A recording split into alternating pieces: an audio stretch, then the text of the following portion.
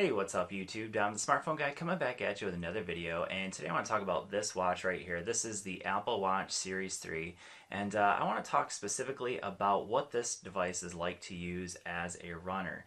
So I have reviewed a ton of smartwatches over the past on this channel, all kinds of watches, mostly Android watches, but some non-Android, some that work for both iOS and Android. But this is my first Apple Watch. I decided to make the jump. I got an iPhone 8 Plus, got some earpods, and I also got the Apple Watch 3. So I want to talk about what this thing is like to use as a runner. Is it good for a runner? Is it something I would recommend if you're a runner? That's what we're going to talk about in this video. So stay tuned and we'll get right to it. Alright, so before we get too far into this video, let me just mention that again, this is going to be the Apple Watch 3 from a runner's perspective. Is this a good watch for runners? So just kind of keep that in mind. I'm not going to be this is not going to be a comprehensive video of everything that this watch is capable of. And let me just mention first of all the price of the watch. So I have the aluminum case version, so space gray aluminum case with the gray sport band. So you can see the base model is $330, so it's certainly not an inexpensive watch, which you probably already know. But we have 42 millimeter, which is the version I have, for $360, and that's with GPS only. But if you want that LTE, which does offer some extra functionality, you're looking at an extra $70, so $430 for the base model of the GPS plus cellular. Now, if I go to 38, actually, you can see that the base model is actually $400 with LTE. So just kind of keep that in mind, that there's certainly very capable watches, especially if you're on Apple. I have the Amazfit Pace, which is another watch that I've really liked. This one you can pick up right now for $100. So I'll leave a link down in the description. So this is the Amazfit Pace. Has a lot of the same functionality as the Apple Watch Series 3, but obviously not as much in the ecosystem as what you can get with the Apple Watch. So now let's go ahead and jump into what this thing has to offer. So first of all, build quality wise, I do like the watch. I'm going to say that I actually prefer the circular watch face that this has and the circular design, but I do really like the Apple Watch 3, honestly. It's very light. You hardly notice that it's on your wrist. I do like the sports band, but one huge advantage of the Apple Watch Series 3, of course, is that you can pretty much, the sky's the limit in terms of what kind of band you can get for this watch. So that is fantastic. Now, I will mention also that this watch uses a standard 22 millimeter watch band, so you can exchange pretty much anything you want onto this watch as well. But obviously the Apple Watch 3, there's just an infinite number, it seems like, of watch bands that are available for the Apple Watch 3. And that goes for the Series 2 and the Series 1. But in terms of the software, I really think that this is probably one of the more comprehensive software packages you can get on a watch. And in fact, I'd say it's the most intuitive software that you can get on a watch. Now, it's not perfect. Of course, if you swipe from the top, you get your notifications that you can see there.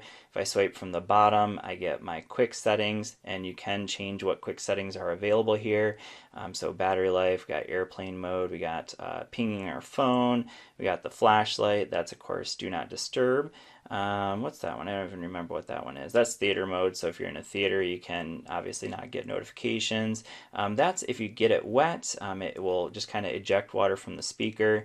So I have it on no alarms. And then we have AirPlay, so I can go ahead and sync it up with my AirPods, which, by the way, I definitely recommend that if you get the Apple Watch 3 and you're using it for a runner, as a runner, the AirPods are just absolutely fantastic. You really can't beat the experience you get between the two because they work so seamlessly together. So that's definitely something I recommend. If you're considering getting the Apple Watch 3, you might as well spend the money and also get the AirPods with it because they are fantastic. So now let's go ahead and talk about some more about software. So you can see that pretty much the sky's the limit when it comes to the number of apps you can get. If you're a runner, again, that's what we're looking at here.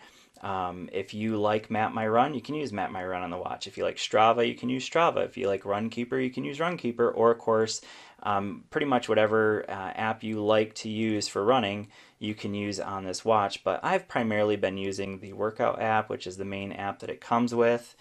So you can see that there's plenty of options when it comes to, and of course you can use the crown to cycle through these. But I'm an outdoor runner, so I mean, I've pretty much used outdoor run, outdoor walk.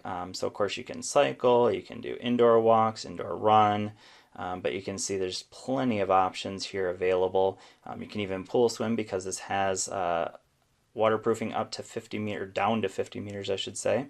But plenty of options here. But for my runs, I've primarily been using the outdoor run.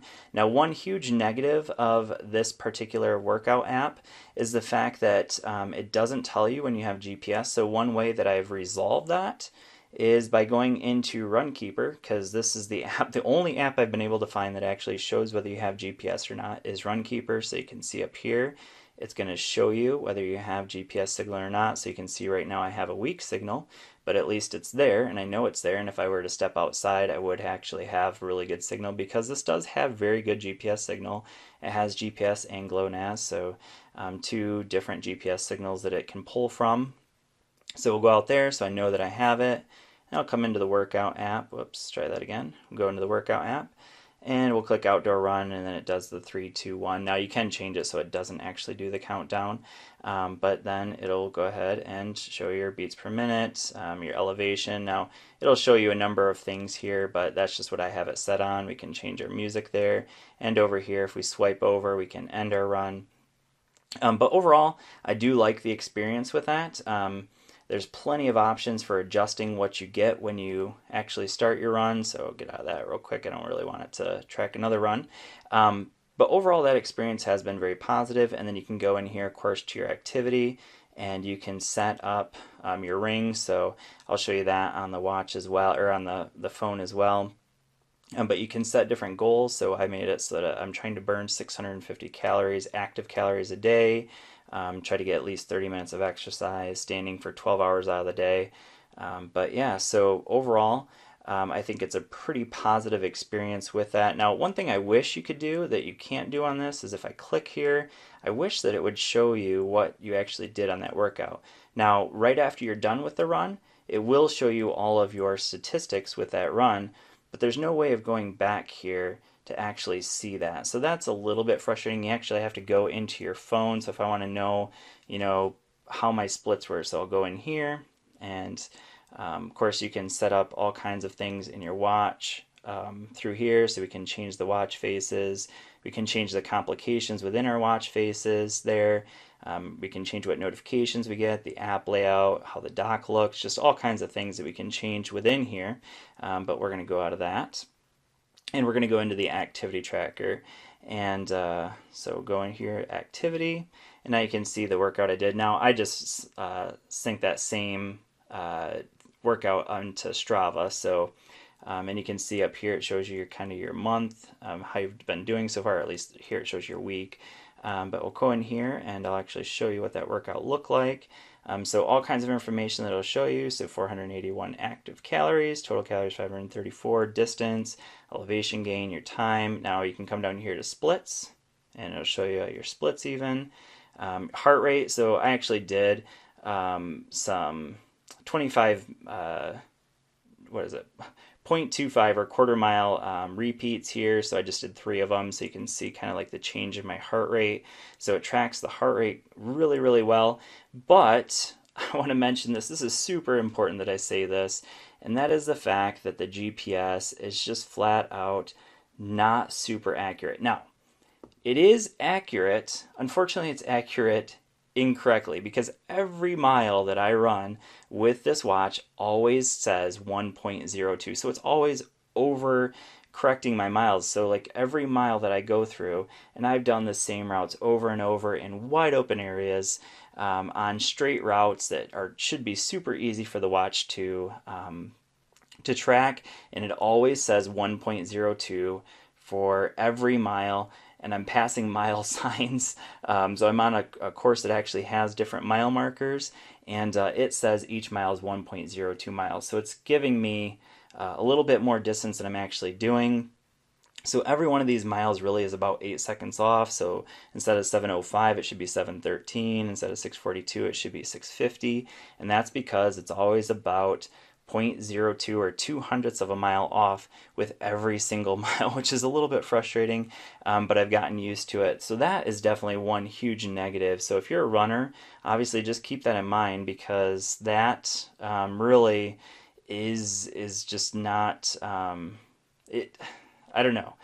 For some people that might be acceptable. I hope that that's something that Apple will fix, and I hope maybe it's just my watch personally, but it is very, very consistently 1.02 miles, and that doesn't matter if I'm running on trails, if I'm running in wide open areas, on a perfectly straight path. It's going to say that every mile is 1.02 miles. Really, really strange, but it's been very, very consistent with that. So it's something I've gotten used to, but something to keep in mind if you're using it. So for some people, that's pretty much a deal breaker right there, because I can say that for this watch for $100, it's very accurate. I've never had to worry about whether it's accurate or not, whereas this obviously is a little bit off. So a little bit of a frustration, and you can see I just got a notification there. So that's what notifications look like when you're pulling those in. But overall, battery life is good. Build quality is great. The software is fantastic. I love the software on the Apple Watch too. Listening to music, especially when paired to AirPods, you can download playlist from your phone to the watch. Obviously, you need to be an Apple Music subscriber or just have music on your phone that can be transferred over to the watch.